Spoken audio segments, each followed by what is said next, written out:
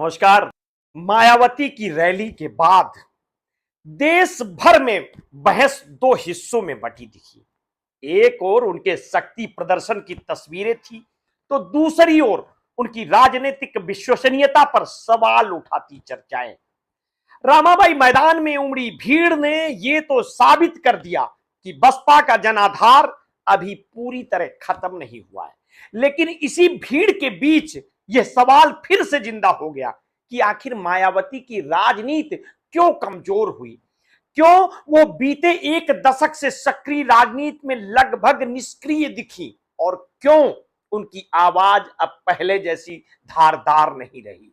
दरअसल मायावती की राजनीति की सबसे बड़ी चुनौती सत्ता से बाहर होना नहीं रहा, बल्कि सत्ता में रहते हुए लगे आरोपों की छाया रही, जो अब तक उनके साथ चल रही है।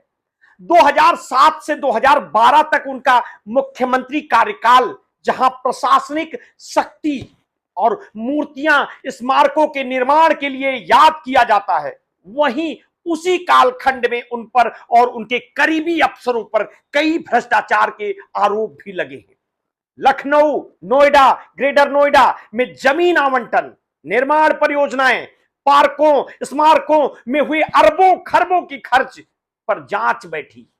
लखनऊ का अंबेडकर पार्क हो, काशीराम स्मारक हो, मायावती के नाम पर बनी विशाल मूर्तियों के ठेके देने में कथित अनियमितताओं के मामले ने खूब सुर्खियां बटोरी।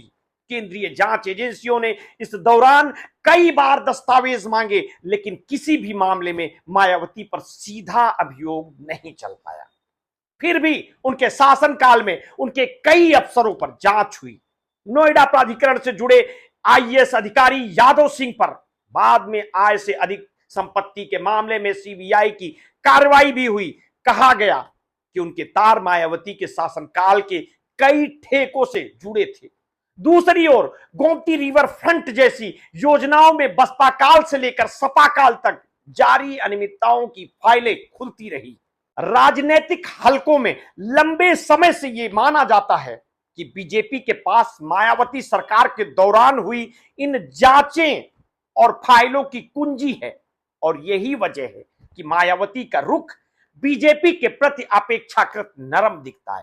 एक वरिष्ठ राजनीतिक विश्लेषक का मानना है कि मायावती के खिलाफ जो भी फाइलें हैं वे सिर्फ भ्रष्टाचार के मामले नहीं, बल्कि बीजेपी के लिए एक अस्थायी दबाव बिंदु है। यह भी आम धारणा रही है कि बसपा प्रमुख की सक्रियता में आई गिरावट का एक बड़ा कारण फाइलों का बोझ है। बीजेपी सत्ता में आने के बाद से मायावती पर सीधा हमला करने से बचती रही, और मायावती भी हर बार किसी न किसी संतुलित बयान के साथ बीजेपी के प्रति आक्रोश से दूरी बनाए रही। यही कारण है कि उनके विरोधी, विशेषकर समाजवादी पार्टी और कांग्रेस, उन्हें बीजेपी की छाया या कठपुतली तक कहने लगे। आज की रैली में भी इस धारणा को और बल मिला। मायावती जहां सपा और कांग्रेस को खूब खरी खोटी सुनाई, वहीं बीजेपी और मुख्यमंत्री योगी आदित्यनाथ के प्रति उनकी भाषा अप्रत्याशित रूप से संतुलित रही। मंच से उन्होंने यह तो कहा कि बसपा अकेले चुनाव लड़ेगी, लेकिन बीजेपी सरकार की आलोचना में वो धार नहीं थी जो कभी मायावती की पहचान हुआ करती थी। उल्टा उन्होंने योगी सरकार की कानून व्यवस्था और प्रशासनिक अनुशासन की परोक्ष तारीफ करते हुए विरोधियों को चौंका दिया। योगी आदित्यनाथ की भी तारीफ की। राजनीति के गलियारों में अब यह सवाल गूंज रहा है कि क्या मायावती वास्तव में बीजेपी के राजनीतिक मकड़जाल में फंस चुकी हैं? क्या उनके पास कोई ऐसा रास्ता बचा है जहां से वे बिना उस कुंजी के दबाव के स्वतंत्र आवाज उठा सकें? बहुजन राजनीति के पुराने कार्यकर्ता कहते हैं कि जिस बहन जी ने काशीराम के बाद दलित अस्मिता को सत्ता के शिखर पर पहुंचाया, वही बहन जी अब अपने ही बनाए दायरे में सीमित नजर आती है। बीते 10 वर्षों में बसपा ना तो किसी बड़े जन आंदोलन में दिखी, न किसी सामाजिक संघर्ष की अगुवाई में। ये वही मायावती हैं कि रैलियों से कभी लखनऊ, दिल्ली और पटना की राजनीति कांपती थी, पर अब वे सत्ता से बाहर ही नहीं, प्रभाव के घेरे से भी दूर होती दिखती है। आज की रैली ने यह जरूर दिखाया कि भीड़ अब भी उनके साथ है, लेकिन सवाल ये भी उतना ही बड़ा है कि क्या यह भीड़ मायावती के पुराने प्रतीक के लिए जुटी थी या नई राजनीतिक ताकत के लिए।